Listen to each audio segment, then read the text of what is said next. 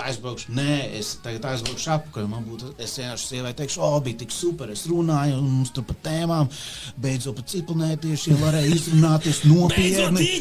Beidzot kāds man ieklausījās, saproti, Man skelets vēl blakus, tas vispār ideāli. Jā, tas tavs viss pirmais, jā. Jā, tas pirmais viss.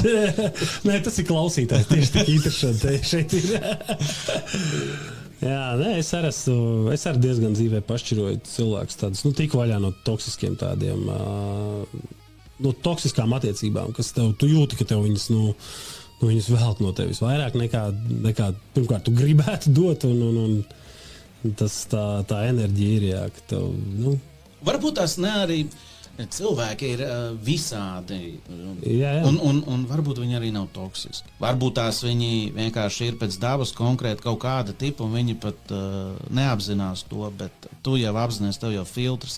Man liekas, vīriešiem tas kaut kur pēc tricāri jau sāks, jau no 30 gadu vecuma, tev jau prāts sāk jau šķilt dzirkstels un saprast jau, ka kaut kas iet, pagaidi, jo no 20 gadiem tu vēl esi kā švāme, tur